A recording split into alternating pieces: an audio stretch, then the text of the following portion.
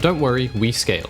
Commonly said by League players everywhere, even if no one believes it. For a select few champions this mantra is true though, and none more so than Kayle. Kayle is a champion extremely reliant on scaling, with her early game so bad she might as well be a cannon minion, but late game strength capable of carrying even your solo queue teammates. Today's video is mathematically correct Kayle, the objectively correct way to play Kayle. Every other build is trash, I checked all 111 million combinations. I'll teach you how to optimize your DPS on Kayle, and explain how some of her more confusing abilities work.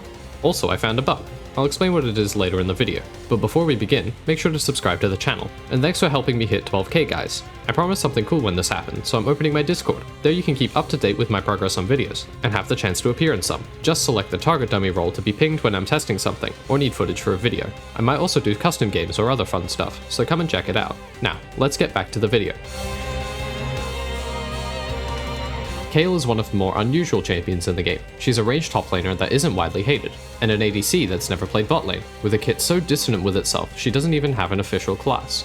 She's listed as one of the specialists, a class of misfit champions that play very differently to the rest of the roster, including the likes of Fiddlesticks, Gangplank, and Singed. Kayle's passive, Divine Ascent, gives her effects after reaching level milestones. At level 1 she gains Zealous, which gives her stacking attack speed scaling with AP, stacking up to 5 times. At maximum stacks she becomes Exalted, gaining 10% movement speed.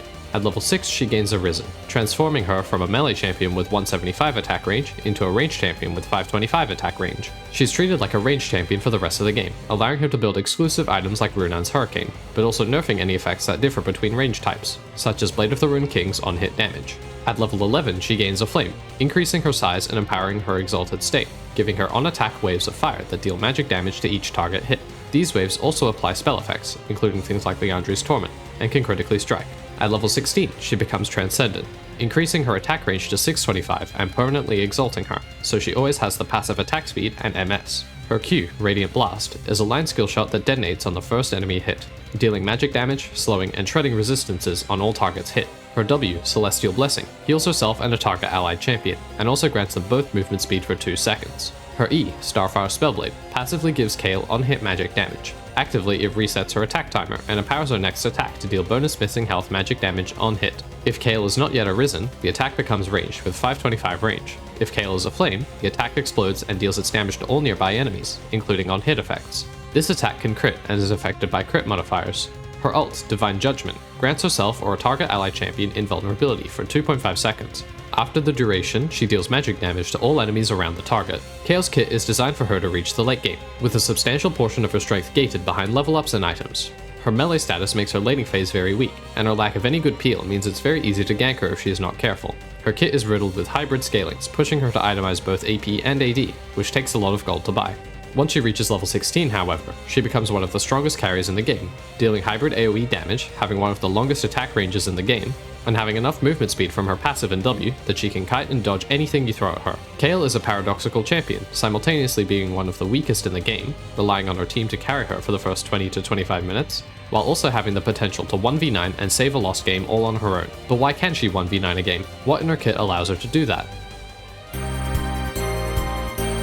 I glossed over this a bit in the last section, but now I'm going to explain myself. Starfire Spellblade and a Flame's Fire Waves can critically strike, and interact with crit mods like Infinity Edge and Randuin's Omen. Let's start with the Fire Waves. Each wave deals 20 to 41 based on level, plus 10% bonus AD, plus 25% AP magic damage. The wave rolls for crit on each target hit, multiplying the total damage by our crit modifier, which is 175% normally, or 215 with Infinity Edge. This is also affected by Randuin's Omen, reducing the entire instance by 30%. The wave also applies spell effects, but this doesn't interact with crit. Critical strike chance and damage are extremely valuable stats on Kayle, since she deals AoE damage that can also crit, a trait shared by few champions, the most notable being Gangplank. Gangplank is notorious for his AoE crit with unconditional 40% armor pen, and for being able to delete an entire team with one combo, back when Essence Reaver was a Sheen item. Crit Kayle follows the same principle, except with hybrid damage crits and no cooldown on her waves. Now onto Kayle's E. At first I didn't understand the phrasing of Starfire Spellblade until I tested it out in game and figured out what it meant.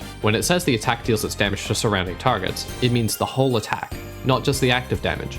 Instead of being an attack empowered with an explosion on hit, the entire attack basically becomes a unit-targeted AoE auto, dealing the basic damage, including crit modifiers, on-hit effects, and the missing health damage to all targets. The primary target also triggers on-attack effects, including Lethal Tempo's Bolts and Guinsoo's Phantom Hit, in-hit effects like Kraken Slayer, and one-hit effects like Lichbane's Spellblade. Additionally, both the primary and secondary targets are dealt spell effects. Like her Fire Waves, this is also an AoE that can critically strike, fitting her theme of late-game hypercarry. You don't actually have to know any of this to play her. In the end, her E is just an AoE auto attack with a missing health execute. I care about it because there's an opportunity for theory crafting here. Kayle has a lot of AoEs attached to her auto attacks. This makes her extremely strong late game, but also lets me do silly stuff to her build. You'll notice both Aflame's Fire Waves and Starfire's Spellblade's active deal spell effects. This is important because they both trigger off auto attacks, which apply on-hit effects. Most items apply either on-hit effects or spell effects, but there is one item that does both. Muramana deals damage scaling with your maximum mana, 1.2% on hit and 3% on spell.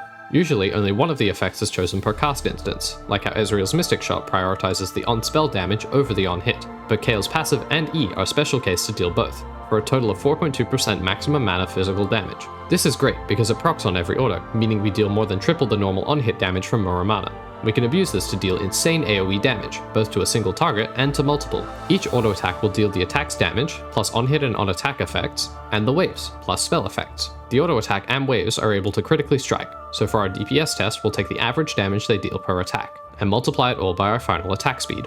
Next, we expand this out into a formula based on stats, filling in the values we already know like base AD. The entire previous expression can be written as this. Just trust me on that, you don't want to do the calculations yourself, I promise you. As you can probably tell, there are too many variables to plot this like I usually do, so we're going to have to resort to other methods to find our build. What we're going to do is cycle through a list of items that could work for this build, creating sets of 5 items and calculating their DPS. Some items like Riftmaker are good on Kayle for reasons other than pure damage, and so didn't make the cut. Don't worry, I remembered to include the bonus attack speed from Kayle's passive, as well as all item effects like on-hit damage and stat increases. Instead of doing all these calculations by hand, like an idiot would, I created a Python script that would test all 8,568 combinations of 5 items, adding their stats and calculating the damage, including item passives. This script probably took me 6 hours over 2 days, and now I long for the sweet embrace of death, but I think it was worth it in the long run. According to my tests on Google Sheets, and the brute force calculations from my script, the best build for single target DPS is Guinsoo's Rageblade, Kraken Slayer, Infinity Edge, Yuntal Wild Arrows, and Phantom Dancer, clocking in with around 2,152 DPS. This build focuses mainly on maximizing the damage that can critically strike, which includes Kayle's auto attacks and waves. The on-hit from Kraken Slayer is incidental, it's more wanted for the AD and attack speed, and Guinsoo's Rageblade increases the effectiveness of on-hit effects, as well as having a lot of attack speed. Yuntal is one of the best items here. Not only is its attack speed passive always active late game as long as Kayle's attacking something, it is the only item that gives AD, attack speed, and critical strike chance. The other items just round out the build with some solid damage. That's not the only DPS we want to check though. Kayle is famous for a multi-target DPS, so we'll test out the damage against 3 targets, one being the focus of her auto attacks, and 2 next to her to feel the damage from the waves. The best build for 3 targets is Guinsoo's Rageblade, Kraken Slayer, Runan's Hurricane, Yuntal Wild Arrows, and Muramana, reaching a DPS of 4,479. Runan's is a core item in this build, dealing on-hit effects to the secondary targets as well as the main target. All 3 take damage from the waves and the on-hit effects, except for Kraken Slayer, which only applies to the primary target. Here Muramana really gets the chance to shine, with both the on-hit and on-spell effects proccing 3 times per auto. The other 3 items are the same, since they're good items for an auto attacker. Both these builds are mathematically correct in their own way, but for the purpose of this video, the 3-target build is the true mathematically correct build. The single-target DPS build is nothing to scoff at though, so don't underestimate it. Against a single target, it deals 247 more damage per second than the 3-target build. I've been waffling about itemization for a while, but I mentioned a bug at the start of the video. This is the second bug I found while testing out builds, and it likely wouldn't have been found because it's so inconsequential. When Lethal Tempo is fully stacked, you gain an on-attack effect that launches a bolt at your target, dealing a small amount of adaptive damage. This adaptive damage is increased by your bonus attack speed. For ranged champions, every 3% bonus AS gives 2% more damage. At least, that's what it's supposed to do. Let's look at an example. Here we're playing Ezreal, who gets a total of 42.5% bonus AS at level 18. We buy Phantom Dancer and Avori Quickblades, giving us 100% bonus AS from items. Fully stacked Lethal Tempo gives an extra 28.8%, for a total of 171.3% bonus AS. We have no attack speed from runes or shards, except for Lethal Tempo. According to the formula, we should get 51 damage per bolt.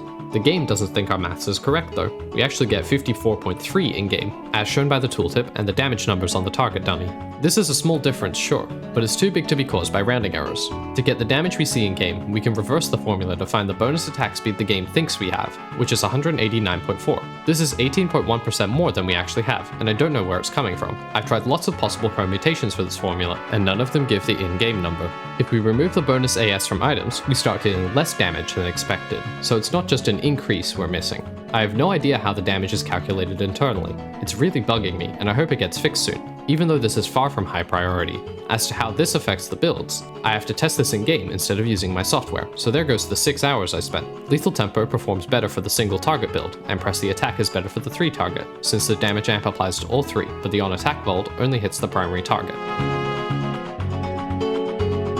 So, the question you've all been asking yourselves, are these builds viable? Lately, Kayle players have been building more of a full AP build, Nashers, Rabadons, and Shadowflame, so the answer's probably not. Crit Kayle hasn't been good for a long while, and your damage output with this build doesn't really make up for your lousy mid-game, or your low survivability late. If you have a team built around supporting and peeling for you, Crit Kayle might work, so try it out in a 5-stack. I will not be held responsible for any LP loss, try this at your own risk. Traditional Kayle is faster, deals more burst damage, and becomes useful earlier, so if you want to win games, play that. If you want to have fun and play the mathematically objectively correct version of Kayle, play one of these builds instead.